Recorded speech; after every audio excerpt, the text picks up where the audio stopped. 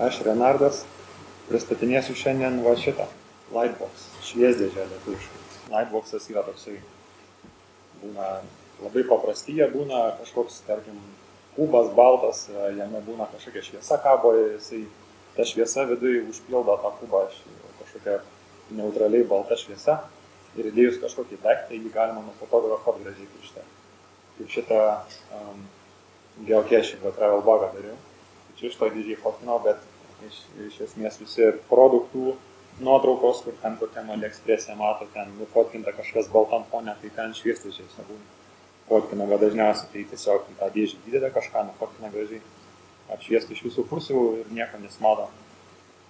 Išvisi aplinkui, o mūsiškis ypatingas tuo, kad jisai dėka šito sukeklio, jisai gali pasukti objektą 3 laipsnių ir gali automatiškai tą daryti.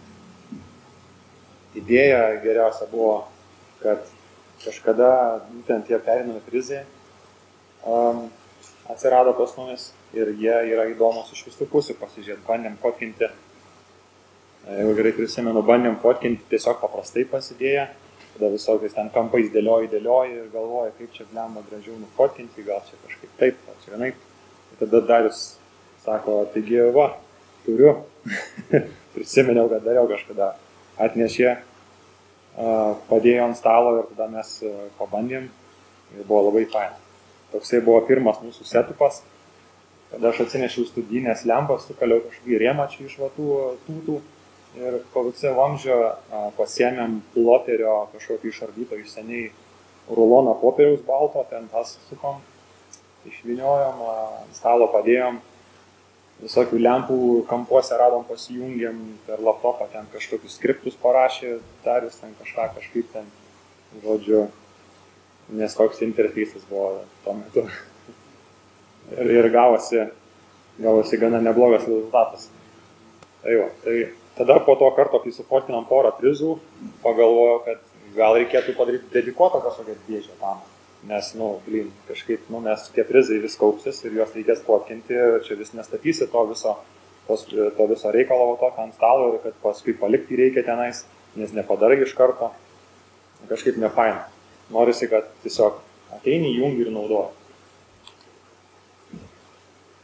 Tai va, tai aš tada pradėjau daryti, pagaminau modelį, kaip įsivaizdavau, kaip jis galėtų atrodyti ir surašiau į sąrašą, ką jis turėtų atlikti maždaug ir ką reikėtų ten padaryti, tai jame reikėjo atlikti, kad modifikaciją idėjai reikia padaryti, nes tuo metu jis buvo valdomas per siuntinėjant komandas, man regis tiesiai kažkokius tiesiai, žodžiu, ten per shellą. Dar reikėjo padaryti kažkokį interfeisą gražų jam, kad vartotojas atėjęs pamatytų ir galėtų spaudinėti mygtukus ir viskas būtų gerai. Ir reikėjo pačią dėžę padaryti ir ten visokių dar padėti. Ir va, dabar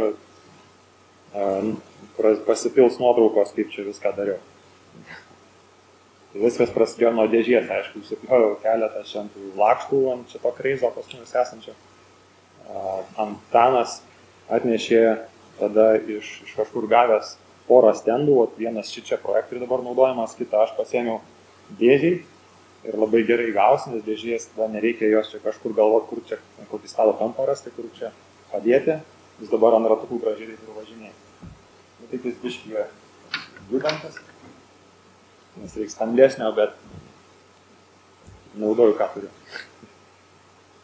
Tai va. Tada stalčių išsipjojom, stalčius pagalvojau. Šiaip stalčius nebuvo mano pirminiai idėjai, nes nepagalvojau, kad kažkur reikės tos daiktus padėti, kuriuos tenais kaip ir all-in-one dėžė turėtų turėti, tai nepagalvojau, kokios galima bus dėti, tada man pasiūlė stalčių padaryti ir aš suprojektavau ir stalčių, išsipjojau ant lazerio. Ir kai projektavau stalčių, kažkaip nepagalvojau apie tai, kad tą jo dugną galima šiek tiek pakelti nuo krašto, nes aš dariau kaip dėžę, kad reiškiasi jo ten apatinė dalis pilnai glaudžiasi prie dugno dėžės. Tai kažkaip man pasiūlė paskui, tai ką tu čia darai, sako, taigi reikia pakelti ten kažkiek milimetrų, tai gausis, kad mažiau trinsis į dėžės dugną, kad tik tai stalčiaus briaunas trinsis, kai atidarinės ir uždarinės ir tvirčiau bus. Tai va čia. hekas kažkoks. Nu ir toliau tenais. Padariau rėmus, bėgelius, kur čia, kad tą dėžę, jeigu reikėtų išimti, transportuojant, tarkim, kažkur tą dėžę ir galėtum įstatyti lengvai atgal. Padariau dimerius, iš Luxon LT nusipirkau neutraliai baltos šviesos ledų. Kuo tankiau, kiek ten radau, kad kuo tankiau uždėstus ant ledų juostos, priklijavau, kiek įmanoma, kiek tilpo jų. Dimerius iš AliExpresso nusipirkau, kad čia galėčiau reguliuoti visas 3 pusės, kaip noriu, kad kurią noriu pusę, kiek noriu galiu pašviesti. Jie nėra tobuli, nes jie tenais kainavo po kelis eurus, tai jie PVM mane, tai reiškia, kad ten mirksi truputį, jeigu gerai sužiūrėsi. Na ir toliau. Stalčių iš vidaus pamušiau ten medžiagą, kažkokią, nežinau, kad minkščiau būtų, kad nesibraižytų. Padariau laikiklį, sujungiau elektroniką. Laikiklis tai tam popieriaus rulonai iš galo. Ta patį ploterio kažkieno šardytą panaudojau.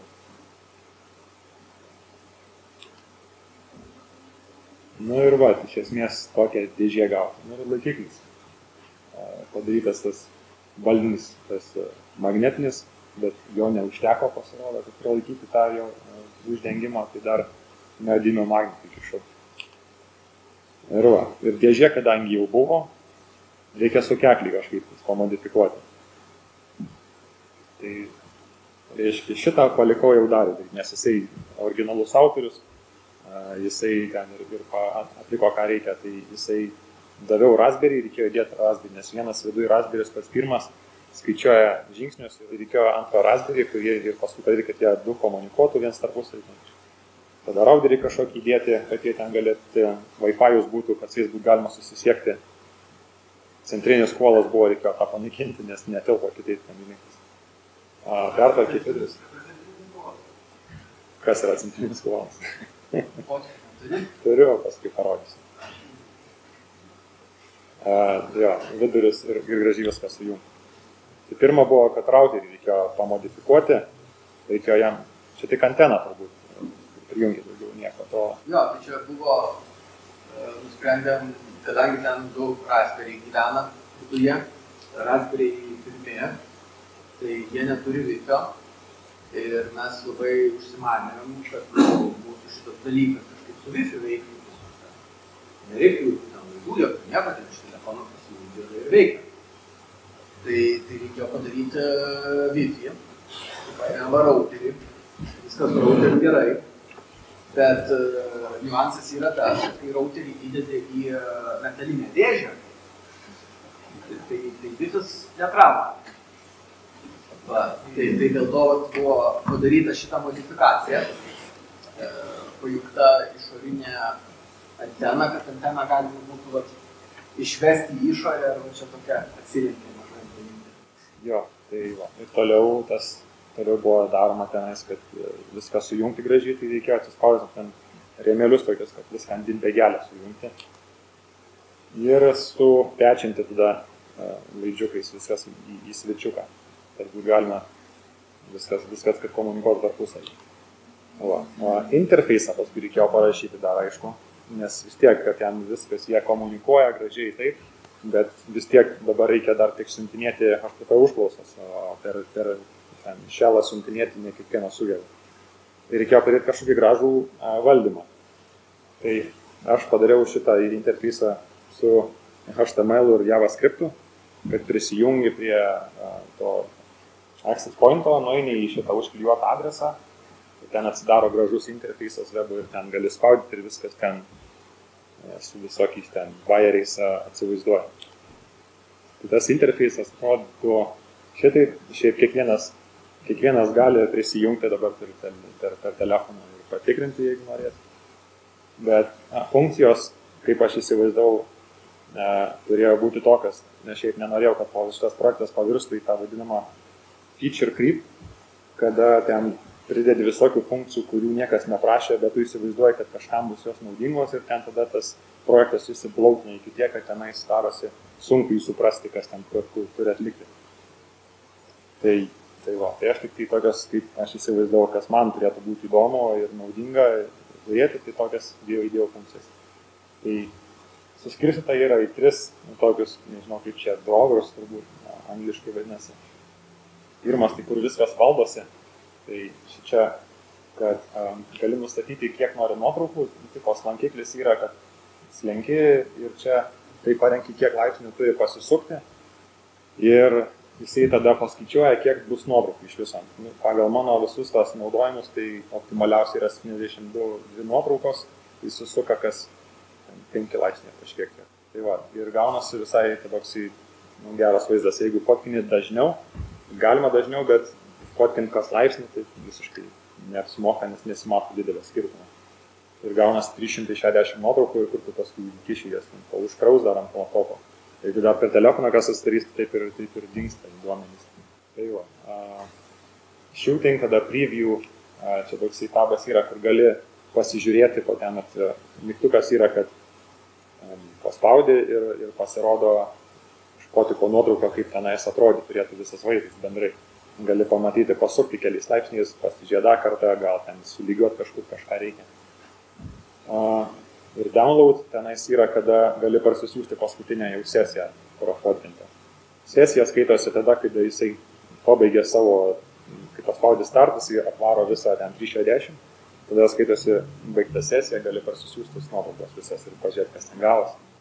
Tada pasuka kažkiek, pafotkina, pasuka, nufotkina ir taip kartuoja, kol apsisuka pilnai. Pasirenki sesiją, kurią ten sufotkinai, ir paspaudė ten, pasislankiojas ten tuos pastatymus, paspaudė make gif ir tau duoda gifą iš karto ir ten gali parsisiųsti dėti į Facebooką ir kirtis į savo draugą. Jeigu nori patikrinti, ar teisingai ties viduriu uždėjai savo objektą, tai gali čia paspausti, kad pasirenki, kiek laipsnių nori pasukti ir paspaudė mygtuką ir tada jisai tiek laipsnių pasuka. Ir taip gali sukti ir žiūrėti, ar tenais kažkur tais linguoja tas objektas iš šonus ar ties centrų stovi. Tai va. Ir jeigu fotiko neaptinka kažkodėl Gfoto, tai galima pasižiūrėti į kažkokį informaciją. Tai va, tai tokie būna tie rezultatai, kai baigėsi. Tai va.